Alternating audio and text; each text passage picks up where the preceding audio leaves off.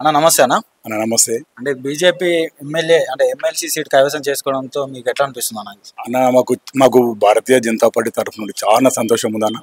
ఈరోజు మన సగం తెలంగాణలో అన్న గెలవడం చాలా సంతోషంగా ఉంది. ఇక్కడ ప్రతి ఒక్క కార్యకర్త ప్రతి ఒక్క ఓటర్కు ధన్యవాదాలు తెలుపుకుంటాం అన్న. ఎందుకంటే ఈరోజు మన భారతీయ జనతా పార్టీ ఎంత పెద్దగా ఎదుగుతుందంటే అది మనకు కొంతమంది అంటారు ఇంకా భారతీయ జనతా పార్టీ చెప్పి నెక్స్ట్ వచ్చేది మొత్తం భారతీయ జనతా పార్టీ అన్న. ఈరోజు చదువుకున్న వాళ్ళు కానీ మన విలేజ్లో కానీ ప్రతి ఒక్కరికి అర్థమైపోయింది.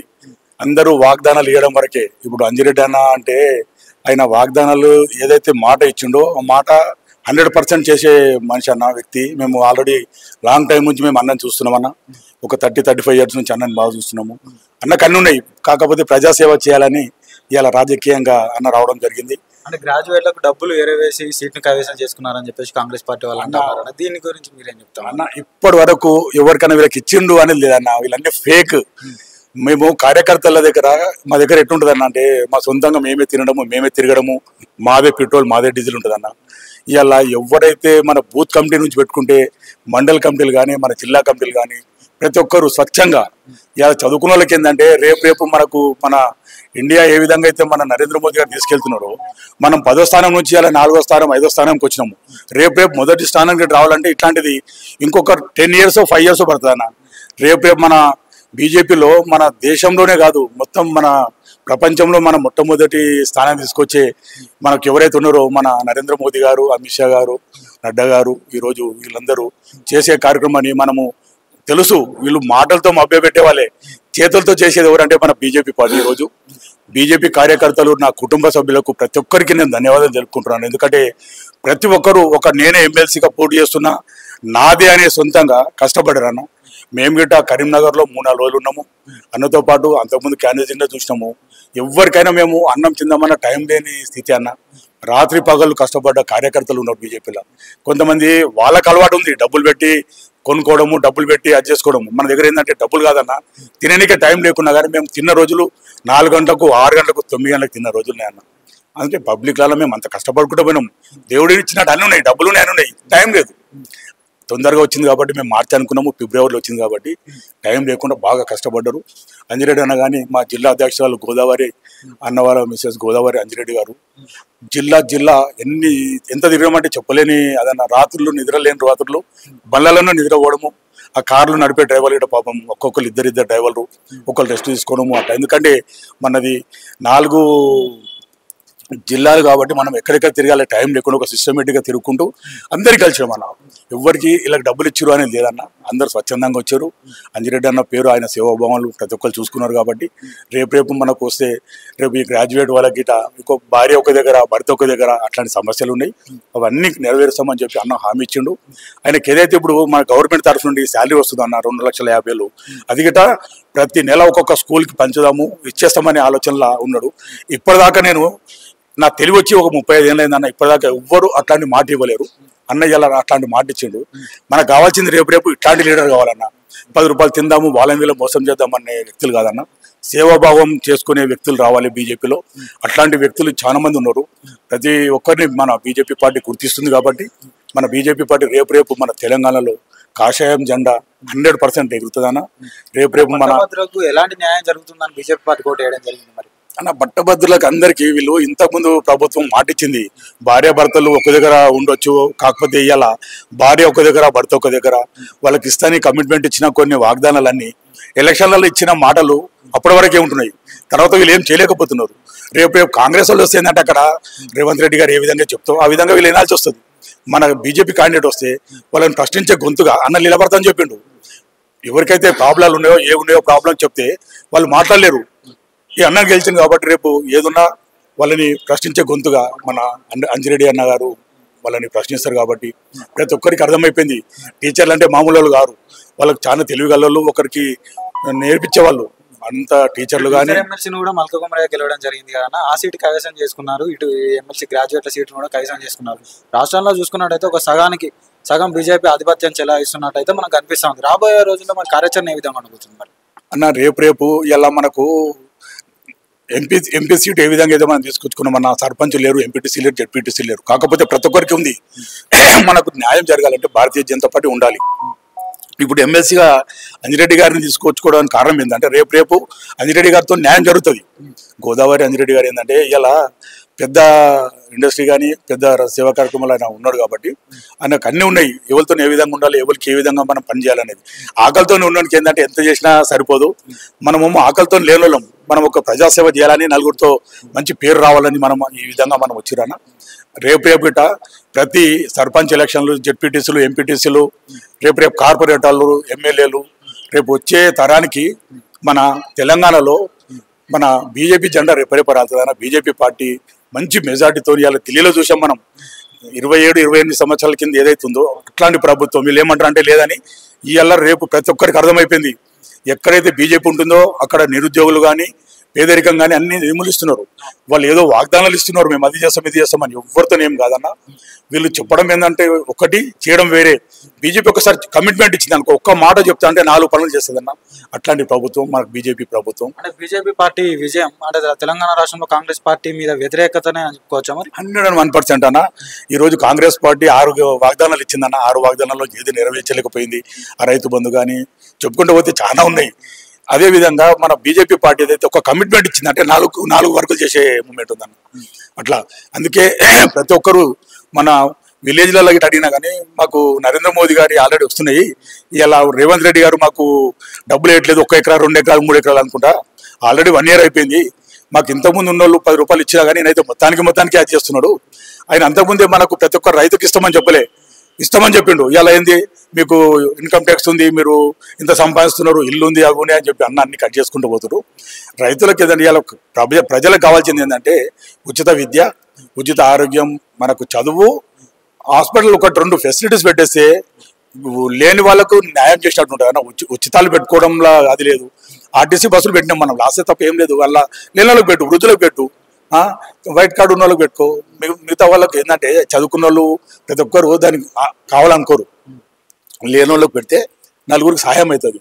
మీరు చెప్పేది అన్ని చెప్పడం ఉన్నాయి, దాన్ని నెరవేర్చడంలో విఫలం అయిపోయింది అన్న కాంగ్రెస్ పార్టీ విమర్శిస్తుంది కానీ మరి బీజేపీ పార్టీ బీసీ అధ్యక్షుని చేస్తామని చెప్పేసి ఎందుకు చేయలేకపోతుంది అని చెప్పేసి ఒక క్వశ్చన్ మార్క్ పెడతామని. మరి దీని గురించి ఏం మాట్లాడతారు అన్న? ఇప్పుడు ఆల్రెడీ బీసీలు అందరూ ఐక్యంగా ఉన్నారు అన్న. వీళ్ళు ఏంటంటే పొలిటికల్ గా ఫస్ట్ నుంచి వీళ్ళు ఉన్నారని చెప్పి వీళ్ళ మాటలు ఉన్నాయి.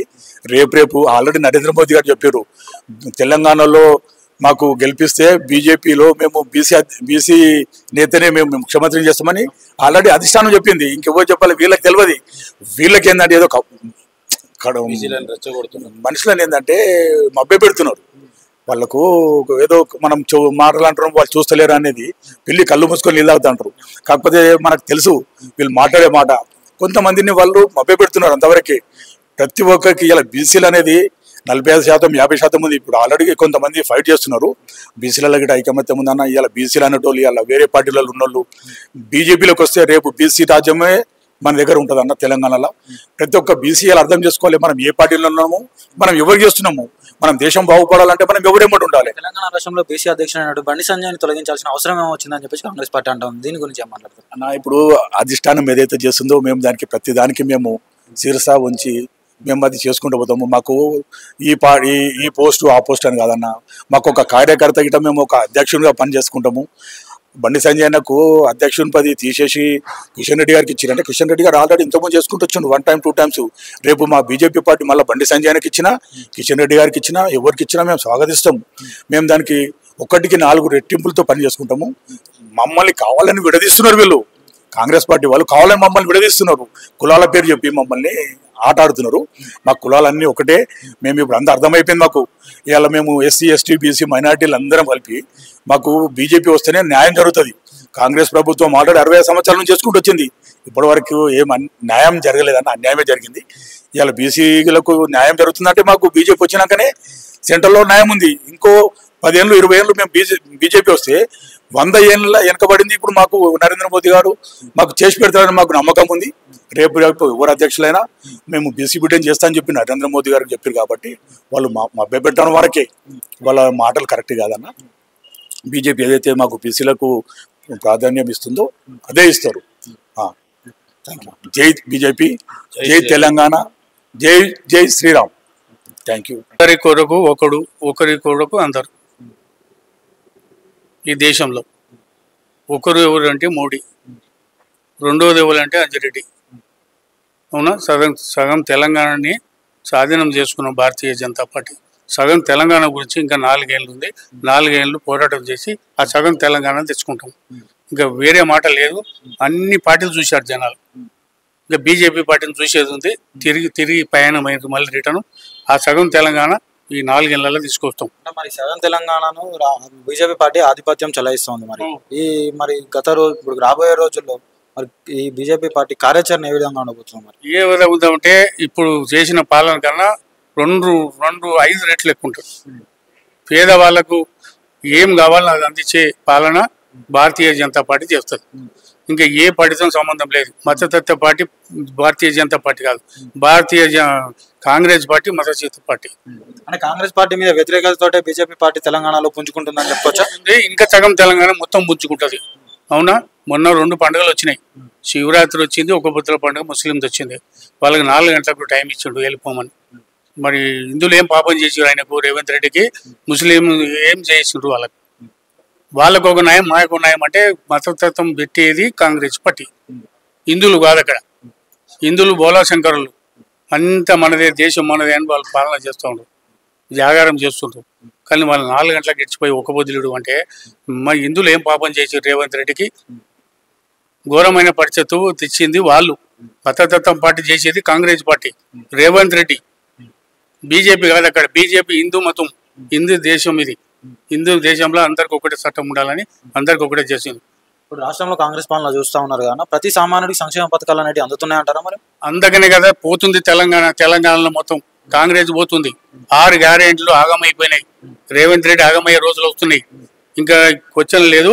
జనాలు ఇచ్చిపోయినరు. ఆడలకు ఒక న్యాయం, మొగలకు ఒక న్యాయం. ఈ రాష్ట్రంలో అర్థమైందా? ఆడలకు ఒక న్యాయము, మొగలకు ఒక న్యాయం. ఎందుకంటే ఇప్పుడు ఓట్లు అనేది అందరు వేసి ఆడే మొగలు వేస్తారు. ఆడలకి ఎందుకు తిరిగి ఇచ్చినావు? మొగళ్ళకి ఎందుకు ఏం పాపం చేసారు మొగలు? నీకు దమ్ముంటే రేట్లు తక్కువ నుంచి ఉంటే బస్ కిరాయిలు తక్కువ చేయనుంటివి. నువ్వు వాళ్ళకు ఒక న్యాయం, మాకు ఒక న్యాయం ఒక దేశంలో ఉంటుందా? ఒక చట్టంలో. అందు గురించి ఇలా రాయి మన్ను పోస్తున్నారు. రైతులకు సరైన న్యాయం జరుగుతుందా? రైతులకు అన్యాయం అంటే 100% అన్యాయం జరిగింది. ఇప్పటిదాకా ఎకరం చేసిండు, 2 ఎకరాలు 3 ఎకరాలు అసలు లేదు, కొట్టుకొని చస్తుండ్రు.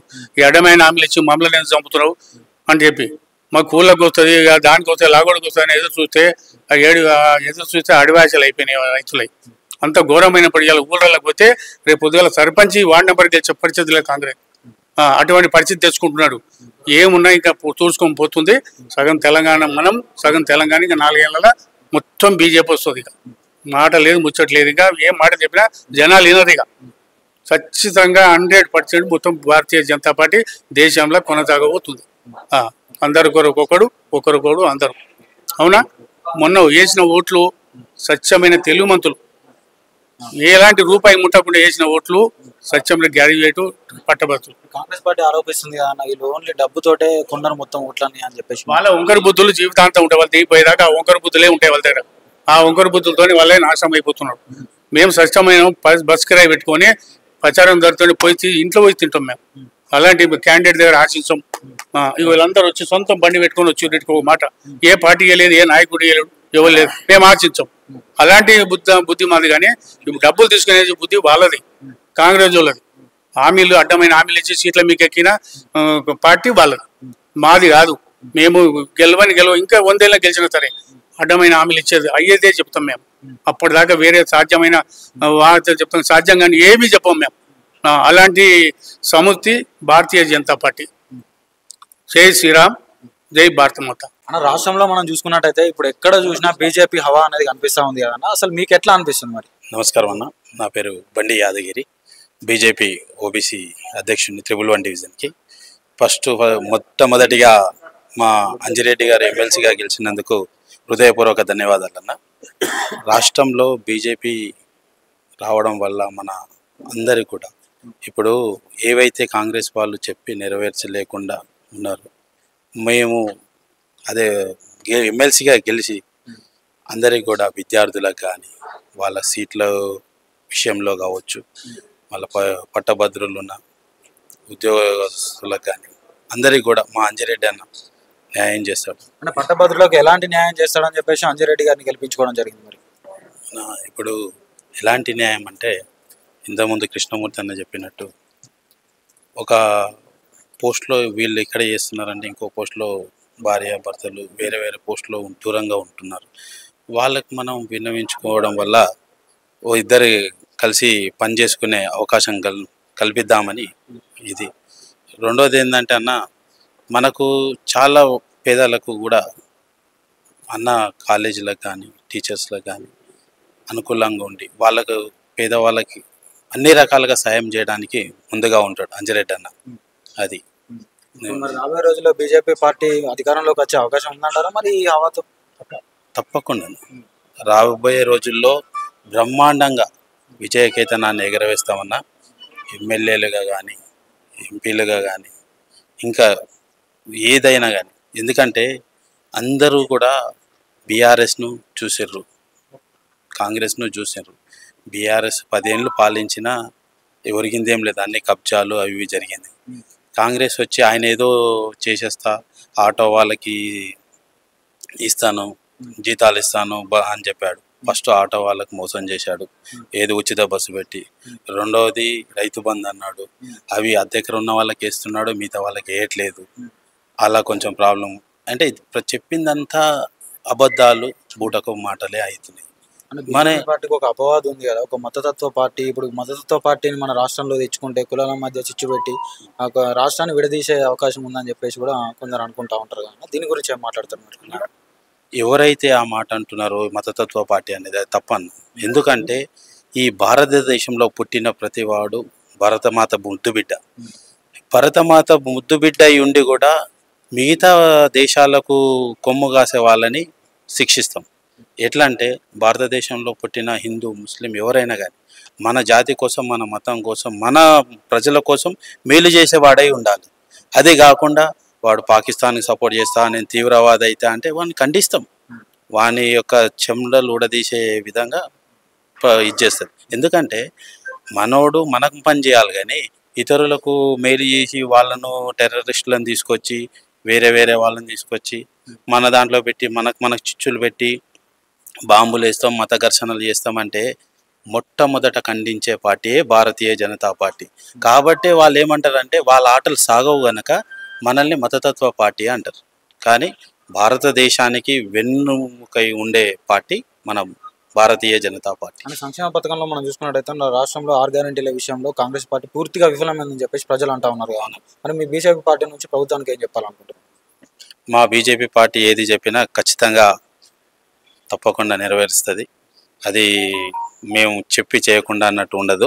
ఏదైతే కాంగ్రెస్ చెప్పిందో అది విఫలమైంది, ప్రజలందరికీ తెలుస్తుంది. మా ప్రజెంట్గా మా అన్న గతంలో అంజిరెడ్డి అన్న గారు ఏదైనా మంచి సేవా కార్యక్రమాలు చేసుకొచ్చారు. ఇప్పుడు భగవంతుని దయ వల్ల అన్నకి ఎమ్మెల్సీ రావడం జరిగింది. ఇప్పుడు ఖచ్చితంగా అన్న కృష్ణమూర్తి అన్న చెప్పినట్టు అన్న ఆశలో ఏదో మనం పట్టభద్రులమై సంపాదించుకోవాలన్న ఆలోచన లేదు. నేను రాజకీయంగా ఇంకా ఎన్ని సేవలు చేసుకోవాలి, ఎక్కువ సేవలు చేసుకోవాలనే ఆలోచనలో ఉన్నాడు. ఖచ్చితంగా అన్న పట్టభద్రుడై ఎమ్మెల్సీగా ఎన్నికై ఉన్నందుకు మన పట్టభద్రులకు మంచి న్యాయం చేస్తాడని మనస్ఫూర్తిగా కోరుకుంటున్నాం.